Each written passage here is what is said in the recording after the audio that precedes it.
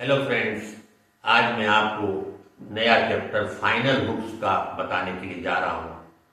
Final hook वो होते हैं जो स्ट्रोक्स के अंत में लगाए जाते हैं, उनको हम फाइनल हुक कहते हैं। ये दो प्रकार के होते हैं इंग्लिश में, एक एन का होता है, दूसरा एफ और बी का होता है। सबसे पहले मैं आपको एन के हुक के बारे में बताऊंगा, ये किस तरीके से लगाया जाता है। उससे पहले हमें ये मालूम होना चाहिए कि स्ट्रेट स्ट्रोक्स कौन से होते हैं, कर्व स्ट्रोक्स कौन से होते हैं। स्ट्रेट स्ट्रोक्स वो होते हैं जिसमें सीधी रेखाएं होती हैं और खड़ी रेखाएं कह सकते हैं, वो स्ट्रेट स्ट्रोक्स के अंतर्गत आते हैं। कर्व स्ट्रोक्स वो होते हैं जिसमें कर्वदार रेखाएं होती हैं, वक्रदार हिंदी में कह सकते हैं, कर्वदार रेखाएं होती हैं, वो कर्व स्ट्रोक्स में आते हैं। इसके अलावा जितने बाकी सारे होते हैं स्ट्रोक, वो स्ट्रेट में ही आते हैं। आप देखिए इसमें एन का हुक कैसे लगाया जाता है स्ट्रेट स्ट्रोक्स में। एन का हुक राइट डायरेक्शन से लेकर लेफ्ट की तरफ को घुमा के लगता है और अंत में लगता है। जैसे आपको लिखना है टोन, TONE, टी बनाइए आप और राइट से लेफ्ट की तरफ को घुमा दीजिए, वो कबा में लगा दीजिए, टोन हो गया। बोन लिखना है BONE, बी बनाइए, एन का हुक लगा दीजिए, ये बोन हो गया। अब लिखना है आपने रेन, RAIN, रे और एन, रेन हो गया। पेन लिखना है PEN, पेन, पी बनाया, एन का हुक लगा दिया। अगर पेन ही आ जाए, एन के हुक के बाद में वाविल आ जाए, जैसे पेनी, PENNY, तब आप हुक का प्रयोग नहीं करेंगे, तब आपको एन पूरा बनाना पड़ेगा।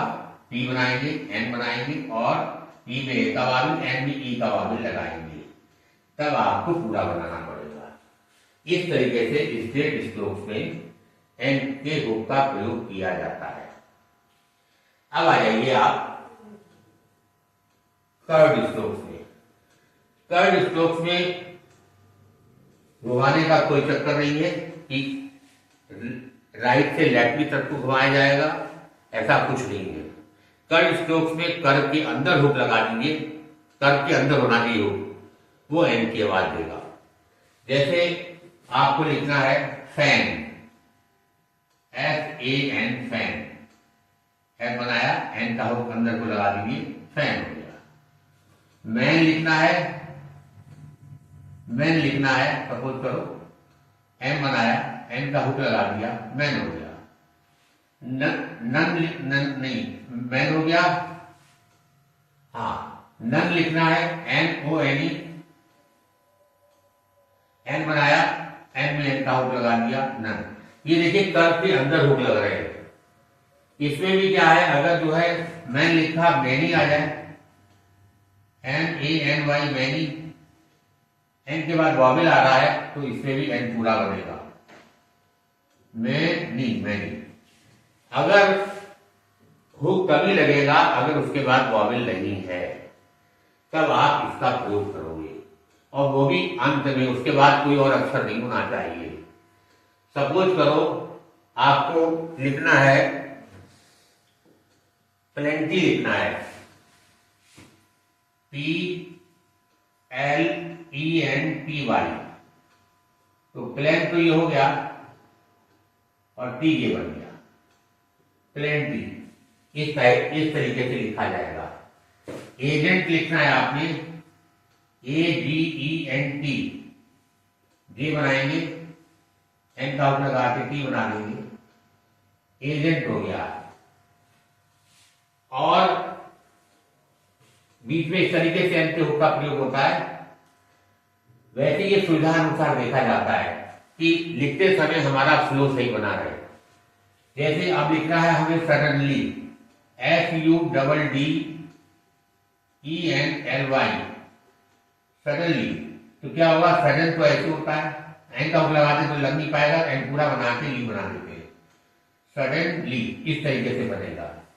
तो कहने का मतलब है जो आपकी फ्लो में बनेगी आउटलाइन, उसको हम प्रीफर करेंगे,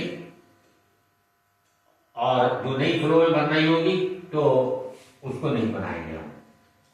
इस तरीके से मैंने आपको स्ट्रेट स्ट्रोक्स में एंड के हुक कैसे लगते हैं, कर्व स्ट्रोक्स में कैसे लगते हैं, बीच में आते हैं तो कैसे इनका प्रयोग किया जाता है।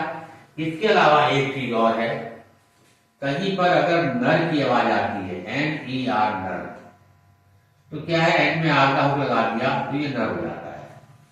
अब इसको किसी अक्षर में जोड़ना है हमें, जैसे आ जाता है ओपनर OPENER, तो क्या करेंगे पी बनाएंगे, एन में आर का हुक लगा देंगे, ये ओपनर हो गया। इसी तरीके से ओपनर हो गया, आपने लिखना है joiner JOINER, joiner joiner.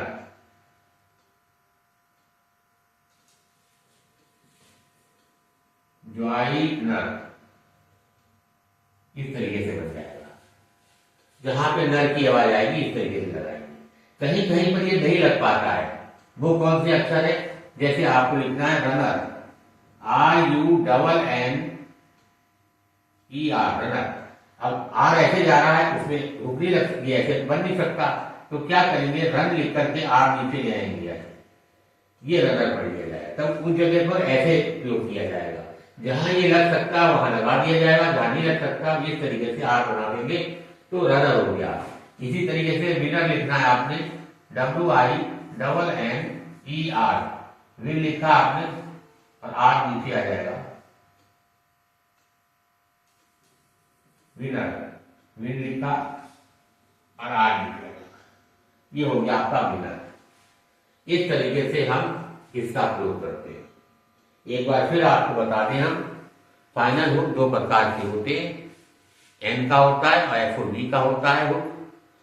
N के हुक के बारे में आज मैंने बताया आपको। एन का हुक जो है स्ट्रेट स्ट्रोक्स में क्लॉक वाइज डायरेक्शन से लगाया जाता है, जैसे टोन हो गया, बोन हो गया, रेन हो गया, क्लॉक वाइज। और अगर एन के बाद वाविल आ जाए, जैसे पेन ऐसे बनाया, पेन ही आ जाए तो पूरा बना देते। दूसरा कर्व स्ट्रोक्स में कर्व के अंदर जो है हुक लगता है, इसमें घुमाने का चक्कर नहीं है।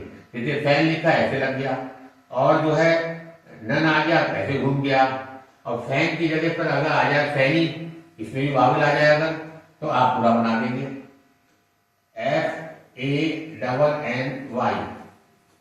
फैनी आ जाए तो आप पूरा बना देंगे फैनी। एन के बाद वावल आ रहा है, सेम वही चीज है, मैन लिखा है ऐसे मैनी आ जाए पूरा बना देंगे। अच्छा, बीच में अगर ये आता है, एन का हुक आता है, तो सुविधा अनुसार जो हमारे फ्लो में बन रहा उसी को बनाया जाता है। और इसके अलावा NER की आवाज बताई मैंने, नर कहीं पे आए तो इस तरीके से यूज करते हैं, ओपनर ज्वाइनर। कहीं कहीं पे ये लग नहीं पाता है, जैसे रनर में नहीं लग सकता तो आर बना देते हैं, रनर हो गया, विनर हो गया। ये यहाँ पर एन के हुक का चैप्टर खत्म हो जाता है। आशा करता हूं कि आपको ये हुक समझ में आ गए होंगे। अगर आपको ये वीडियो अच्छी लगी हो तो लाइक करिएगा, सब्सक्राइब करिएगा और अपने दोस्तों में शेयर करिएगा, ताकि वो भी इस वीडियो का लाभ उठा सके।